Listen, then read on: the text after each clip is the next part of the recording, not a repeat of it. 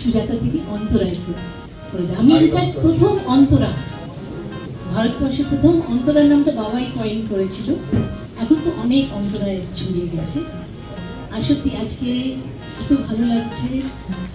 বিশিষ্ট জনের আমার পরিশ্রদ্ধা জানাই প্রভু দেবজ্যোতি দেবু এবং কুকুরনি, তোমাদের দেখেও এত মিষ্টি লাগছে। Thank you so much for your support. হ্যাঁ, আর সৌম্যদা এত ভালো মানুষ এবং ব্রিলিয়েন্ট মিউজিশিয়ান। হ্যাঁ, এবং যেটা মানে আমি নিজে যখন গানটা প্রথমে পেলাম 1.5 বছর আগে, তখন মনে হয় পাঠিয়েছিল সুদীপ্ত। কোনোদিন ভাবিনি যে ওর কথায় সুরে গান করবো কোনোদিন। ইট ওয়াজ আ প্লেজেন্ট সারপ্রাইজ। ইনফ্যাক্ট ও বলছে না দিদি প্রায় 2 বছর পরে গাইলো। আসলে বাবার অনুষ্ঠানগুলো আপনারা হয়তো দেখছেন 2023 থেকে আমরা অর্গানাইজ করছি, যাতে বাবার এই যে জন্মশতবর্ষ যেটা এসে গেছে এই বছর 19 নভেম্বর, তার একটা বিল্ড আপ আমরা 2023 থেকে করছি। আমাদের Anandpur Salil Chowdhury birth sentiment society একটা কমিটি ফর্ম করেছি, যেখানে আমরা আর্টিস্ট, মিউজিশিয়ানস, গৌতম ঘোষ, সবাই মিলে আমরা আছি। দীর্ঘ সময়ের বন্ধুত্ব রয়েছে। এই বন্ধুত্বটা খুব আদরের। মাঝে মাঝে অনেকটা অভিমানেরও, অনেক অভিমান করে সুদীপ্ত আমাকে গানটা পাঠালো। আমি গানটা শুনলাম, গানটা খুব ভালো হয়েছে। এই গানটা আমি শুনে সঙ্গে সঙ্গে আমি সুদীপ্তকে বলেছি এই গানটা আমার খুব ভালো লেগেছে। এই মাত্র অন্তরাকে বলছিলাম গানটা আপনারা সবাই শুনুন, কেন আপনারা তো শোনেননি। আমার ভালো লাগাটা তো আমি বলতে পারি। আমার মনে হয়েছে যে এই গানটা বহু বছর, বহু সময় ধরে গানটা থাকবে।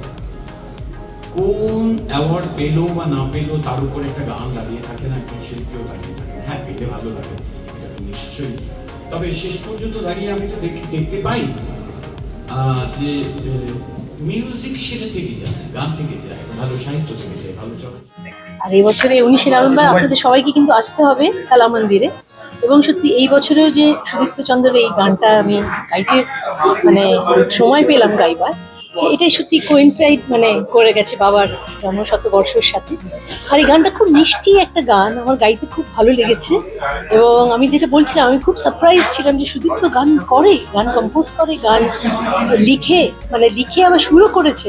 আমি অ্যাকচুয়ালি ইন্সপায়ার্ডও হলাম।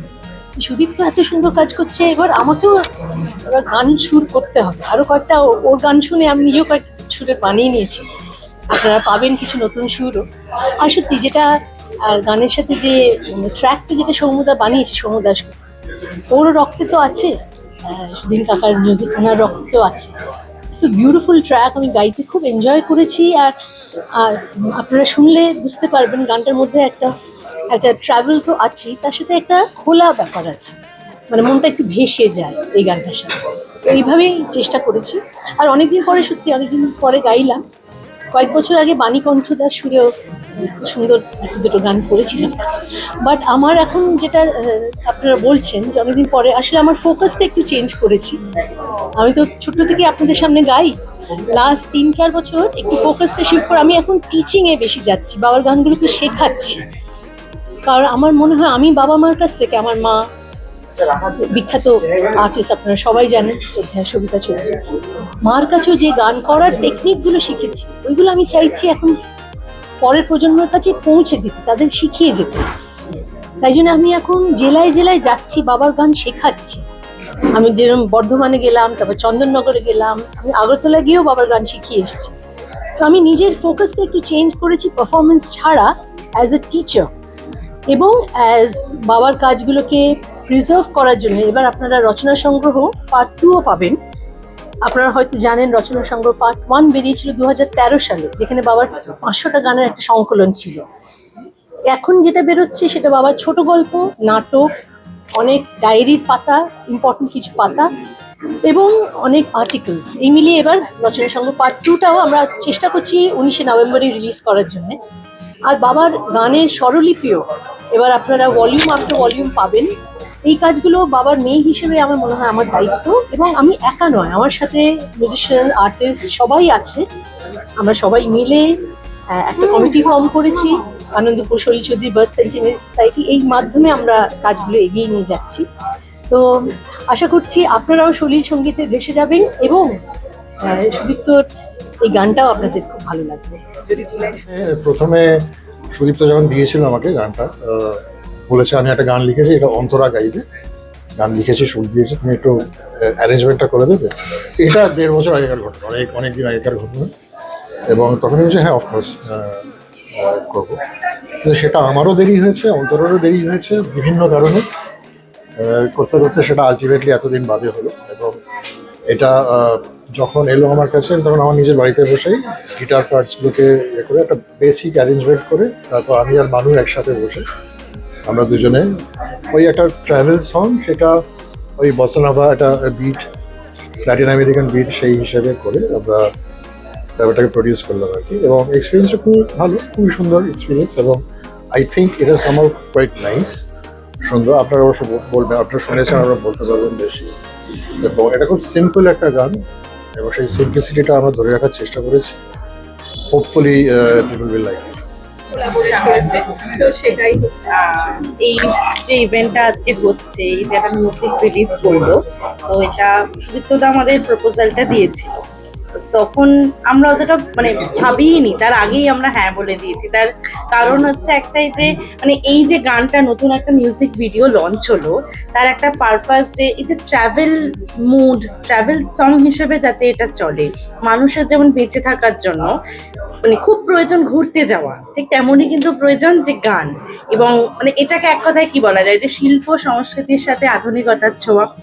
সেম ভাবে আমাদের কোম্পানি কুকুমনি আলতা সেতু, আমরাও কিন্তু শিল্প সংস্কৃতিকে এগিয়ে নিয়ে যেতে চাই এবং তার সাথে আধুনিকতার ছোঁয়াকে কোথাও এই টাচটা রাখতে চাই। তো সেখানে যখন দুজনেরই পারপাস সেম, তখন আমরা সেখানে ভাবার কোনো অবকাশ থাকে না। এবং তার সাথে যে মানে ওনারা একটা এত সুন্দর ইনোভেটিভ ভাবনা ভেবেছে, সেখানে ওনাদের পাশে থাকা, সেটা তো আমাদের ব্র্যান্ড হিসেবে খুবই উপকারী। এবং উনি আরেকটু কিছু বলবেন।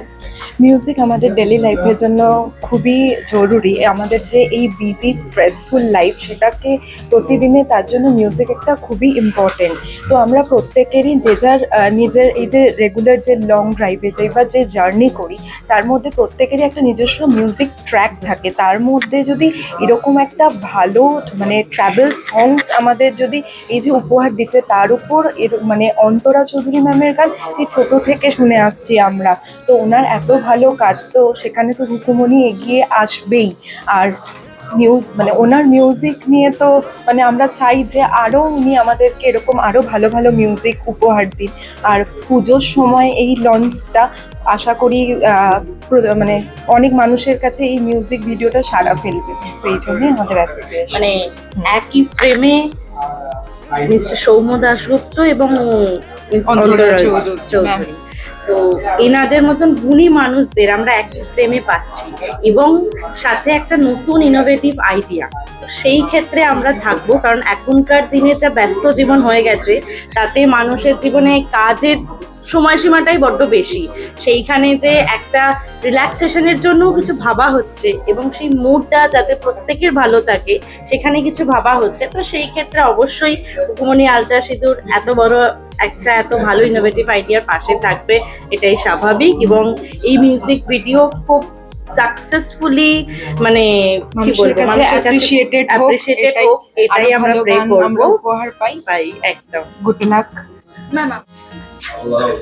দূর অজানায় এটা একটা আমাদের ট্রাভেল সং। অ্যাকচুয়ালি ড্রিমার্স থেকে আমরা চেষ্টা করছি যে একটা নতুন কাইন্ড অফ মিউজিক বা জনরা ক্রিয়েট করা, যে ট্রাভেল সংস। ইউটিউবে এখন গেলে আমরা দেখি যে ট্রাভেলগস ভীষণ পপুলার। এটা ঠিক শুরু করেছিলাম করোনার সময় থেকে, যখন আমরা গৃহবন্দী, বেরোতে পারছি না, সত্যিই বেশি ঘুরতে ইচ্ছে করতো। আর সেইখান থেকেই শুরু। প্রথম আমাদের ট্রাভেল সং গিয়েছিল রূপঙ্করদা। আমাদের এই পরপর 5 বছর, মানে দেখতে দেখতে করোনার এই পিরিয়ডেরও 5 বছর হয়ে গেল। আমার এখন মানে ভাবলেও কেমন অবাক লাগে, 5 বছর কাটিয়ে এসেছি।